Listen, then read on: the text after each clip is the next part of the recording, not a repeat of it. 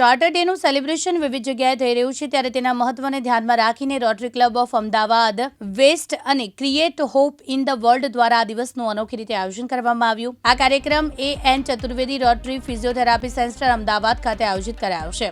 Chief guest તરીકે DG Rotarian Mehul રાઠોડની ઉપસ્થિત રહી તથા રોટરીયન રાજેન્દ્ર નાગર, પ્રેસિડેન્ટ તથા રોટરીયન પ્રણવ પંડ્યા, સેક્રેટરી સહિતના મહાનુભાવ ઉપસ્થિત રહ્યા હતા.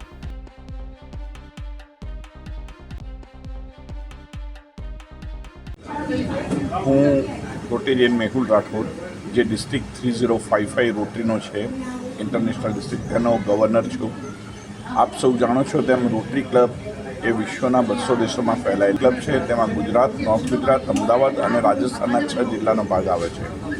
અમારી તમામ 80 ક્લબ એ સેવાના કાર્યો ક્યાંક ને ક્યાંક ચાલુ રહેતા હોય છે. આજે રોટરી ક્લબ અમદાવાદ વેસ્ટ જે અમારી એક ક્લબ છે એનો ચાર્ટર ડે એટલે કે આજના દિવસે એની સ્થાપના થઈ. આજે એમનો 38મો ચાર્ટર ડે છે, એની ઉજવણી છે.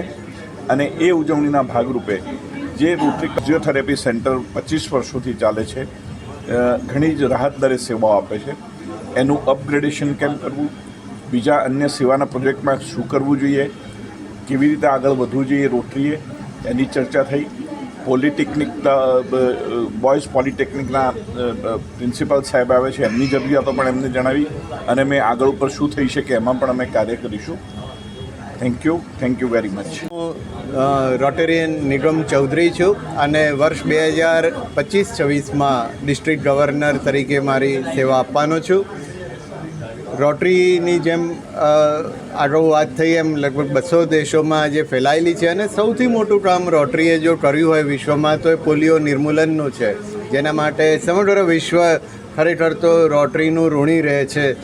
અને હજુ પણ જ્યારે માત્ર પાકિસ્તાન અને અફઘાનિસ્તાન જેવા 2 દેશોમાં થોડા કેસ આવે છે, એ સંજોગોમાં રોટરીએ હજુ પણ $150 મિલિયન જેટલી માતબર રકમ પોલિયો નિર્મૂલન માટે ઊભા કરવાનું બીડું ઝડપ્યું છે. તમામ દેશોની જે રોટરી ક્લબ્સ છે એ દિશામાં કામ કરે છે અને એવી જ અહીંની જે રોટરી ક્લબ છે, Rotary club of Ahmedabad west, જ્યાં આપણે આજે ઉપસ્થિત છીએ, એ પણ છેલ્લા 36 વર્ષથી રોટરીના ઉદ્દેશોને વળગીને સુંદર કોમ્યુનિટી સર્વિસના કામ કરી રહી છે.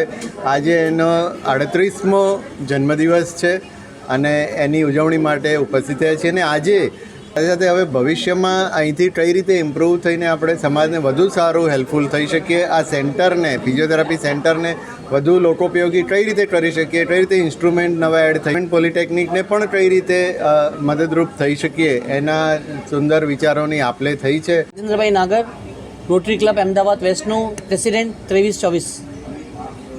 આજનો કાર્યક્રમ અમારી club rotary club Ahmedabad west 1987માં જન્મ લીધું.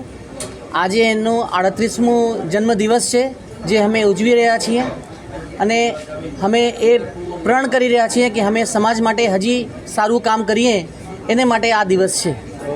માનવ મહેતા, દિવ્યાંગ ન્યૂઝ, અમદાવાદ.